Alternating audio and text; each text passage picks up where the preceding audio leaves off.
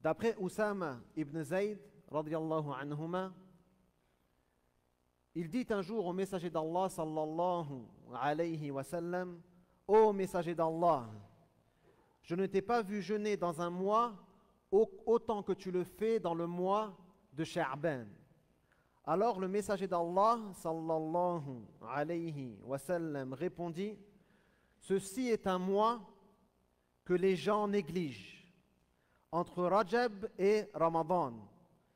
C'est un mois durant lequel les actes sont élevés vers le Seigneur des univers et j'aime que mes actes soient élevés alors que je suis en train de jeûner. Ce hadith est rapporté par l'imam An-Nasa'i. Le jeûne est un acte d'adoration d'une grande valeur, instauré par Allah pour de nombreuses sagesses. Il a de bienfaits multiples, que ces bienfaits soient spirituels, physiques, sociaux ou éducatifs. Il constitue un système global aux effets profonds qui englobe chacun des aspects de la vie du fidèle, que ce soit dans les dimensions cultuelles ou culturelles ou environnementales et même politiques. Le jeûne ne se limite pas à un simple rite cultuel. Ses effets sont profonds dans nos vies. Premièrement, le jeûne est un moyen d'atteindre la piété, at-taqwa. Comme vous le savez tous, c'est l'objectif principal du jeûne. L'objectif principal du jeûne, c'est d'atteindre la piété. Allah Azza wa Jal dit dans son noble livre, ô vous qui avez cru, le jeûne vous a été prescrit comme il l'a été à ceux qui vous ont précédés, afin que vous atteigniez la piété, afin que vous atteigniez at-taqwa, la'allakum tattaqoun. Donc c'est l'objectif principal du jeûne.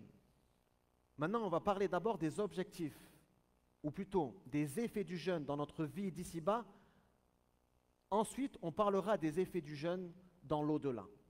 Premièrement, le jeûne renforce la volonté et la discipline. Il enseigne à l'homme la maîtrise de ses désirs, ce qui fortifie sa volonté et accroît sa capacité à résister aux tentations et à contrôler ses pulsions et à créer de bonnes habitudes. Le prophète sallallahu alayhi wa sallam a dit, celui qui ne délaisse pas le mensonge et le comportement qui en découle, alors Allah n'a nul besoin qu'il s'abstienne de manger et de boire. Le jeûne ne se limite pas à l'abstinence alimentaire. Il constitue un exercice d'autodiscipline et de moralité. Le jeûne améliore la santé physique. De nombreuses études scientifiques affirment ceci. L'amélioration du métabolisme, le renforcement de la santé cardiovasculaire, la réduction des inflammations dans l'organisme et l'amélioration de la sensibilité à l'insuline et la diminution du risque de diabète. Le messager d'Allah sallallahu alayhi wa sallam a dit en ce sens, jeûnez, vous serez en bonne santé. Jeûnez, vous serez en bonne santé. Soumu tasihhu. Le jeûne favorise également la santé mentale et le bien-être intérieur. Il réduit le stress et l'anxiété, procure une sérénité et un apaisement spirituel. Et il développe la patience. C'est pour ça que le messager d'Allah, sallallahu alayhi wa sallam, a dit « Le jeûne est la moitié de la patience. » Et le jeûneur est dans un état d'évocation d'Allah perpétuelle. C'est comme s'il ne s'arrêtait jamais d'évoquer son Seigneur. Et Allah Azza wa Jal dit dans son noble livre, ceux qui ont cru et dont les cœurs se tranquillisent par l'évocation d'Allah, n'est-ce pas par l'évocation d'Allah que s'apaisent les cœurs?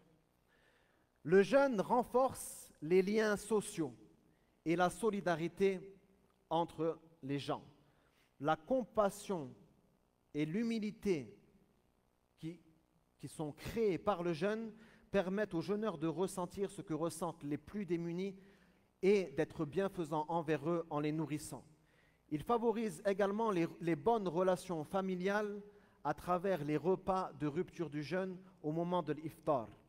Le messager d'Allah sallallahu alayhi wa sallam a dit en ce sens, celui qui offre à un jeûneur de quoi rompre son jeûne obtient une récompense égale à la sienne.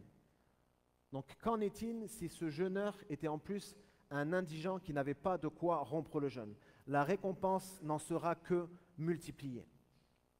Le jeûne stimule la productivité et la concentration. Il améliore la concentration et les performances intellectuelles. Il permet de se libérer des mauvaises habitudes alimentaires qui nuisent aux facultés cognitives.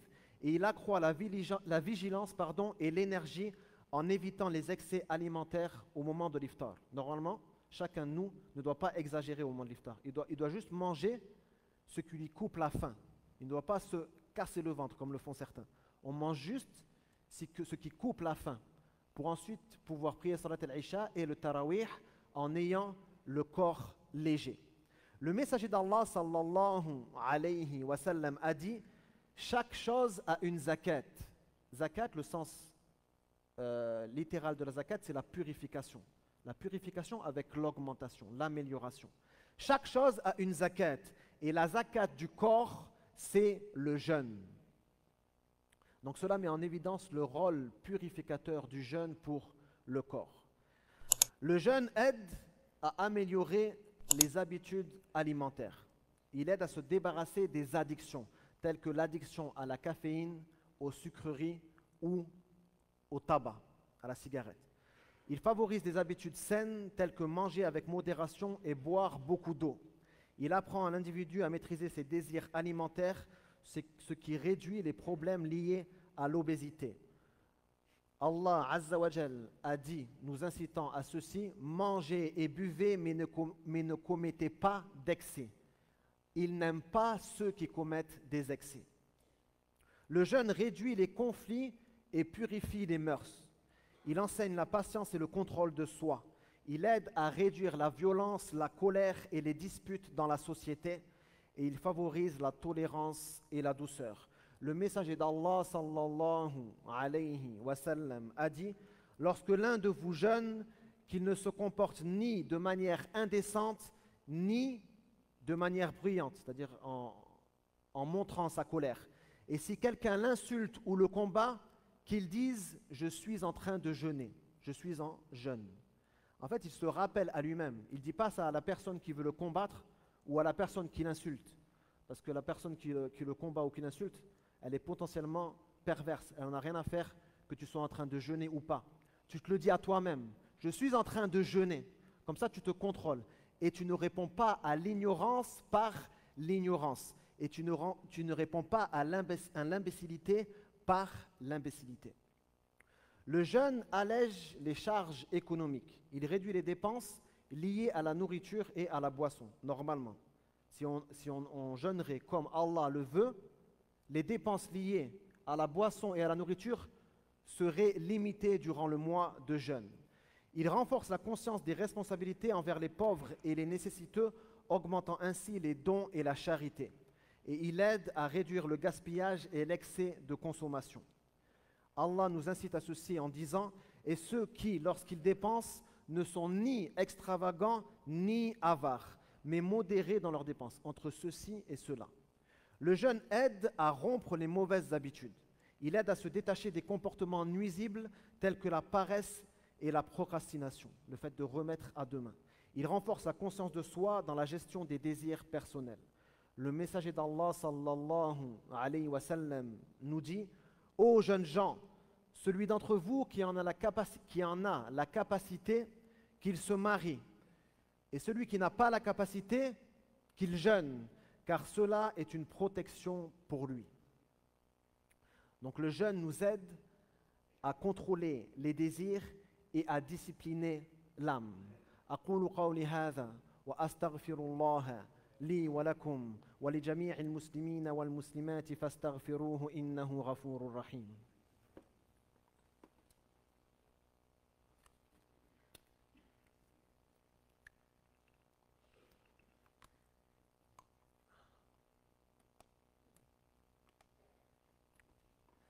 بسم الله الحمد لله وحده والصلاة والسلام على من لا نبي بعده. Le jeûne a donc des bienfaits dans notre vie d'ici-bas et des bienfaits dans l'au-delà. Et nous allons citer maintenant quelques-uns de ces bienfaits que le jeûneur rencontrera dans l'au-delà. Premièrement, c'est un moyen de pardon et d'expiation des péchés. Le messager d'Allah sallallahu alayhi wa sallam a dit: celui qui jeûne le mois de Ramadan avec foi et en attendant la récompense, ses péchés passés lui seront pardonnés. غُفِرَ لَهُ مَا تَقَدَّمَ مِنْ ذَنْبِهِ. En arabe, مَا تَقَدَّمَ مِنْ ذَنْبِهِ, on appelle ça une généralité, umum. Donc on a l'espoir que celui qui jeûne avec sincérité en attendant la récompense de son Seigneur verra ses grands péchés et ses petits péchés pardonnés bi'iznillahi ta'ala wa afwi. Le jeûne intercède pour son détenteur le jour du jugement. Le messager d'Allah sallallahu alayhi wa sallam a dit: le jeûne et le Coran intercéderont en faveur du fidèle le jour du jugement. Le jeûne dira: ô mon Seigneur, je l'ai privé de la nourriture et de ses désirs durant la journée. Accorde-moi son intercession. Le Coran dira: je l'ai privé du sommeil durant la nuit. Accorde-moi donc son intercession. Puis ils intercéderont. La récompense du jeûne est multipliée sans limite. La récompense du jeûne est multipliée sans limite. Allah Azza wa Jal dit, selon ce que rapporte le messager d'Allah sallallahu alayhi wa sallam dans le hadith Qudsi: toute action du fils d'Adam lui revient, sauf le jeûne, car il est pour moi et c'est moi qui le récompenserai. Ce qui signifie que la règle générale des œuvres, une œuvre est récompensée par 10 multiples, ne s'applique pas au jeûne. Une œuvre est récompensée par 10 multiples, cette règle ne s'applique pas au jeûne. Seul Allah Azza wa Jal connaît la récompense du jeûne. Il la multiplie comme il veut. Le jeûne est une source de joie en ce monde et dans l'au-delà. Le messager d'Allah sallallahu alayhi wa sallam a dit: le jeûneur a 2 moments de joie. Une joie lorsqu'il rompt son jeûne et une joie lorsqu'il rencontre son Seigneur. Lorsqu'il rompt son jeûne, parce que ce qui lui était illicite dans la journée, manger, boire, redevient licite, et dans l'au-delà, lorsqu'il verra la récompense de son jeûne. Le jeûne est un chemin vers le paradis, une voie qui nous emmène au paradis. Le messager d'Allah sallallahu alayhi wa sallam a dit: il y a dans le paradis une porte appelée Ar-Rayyan, par laquelle seuls les jeûneurs entreront, nul autre que les jeûneurs n'y entreront. Parmi les bienfaits les plus importants du jeûne dans l'adoration d'Allah Azza wa Jal, le fait qu'il t'éduque à la sincérité envers Allah. Il t'éduque à être sincère envers Allah. C'est pour ça que le messager d'Allah sallallahu alayhi wa sallam nous dit: le jeûne n'est pas seulement l'abstinence de nourriture et de boisson. Le jeûne, c'est l'abstinence des paroles futiles et des comportements indécents. Les paroles futiles, la perte de temps dans des bavardages inutiles, et les comportements indécents, tout ce qu'on considère comme détestable ou comme étant des petits péchés. La première chose, le jeûne, c'est s'empêcher de faire ces choses-là. Ce n'est pas s'empêcher de manger ou de boire. Et pour finir, le jeûne est une cause d'acceptation des invocations, une cause d'acceptation des du'a. Le messager d'Allah sallallahu alayhi wa sallam a dit: 3 personnes ne voient pas leurs invocations rejetées. Les invocations de 3 personnes ne se voient pas rejetées. Qui sont-elles? Le jeûneur jusqu'à ce qu'il rompt le jeûne, le dirigeant juste et l'invocation de la personne opprimée. L'invocation de la personne opprimée.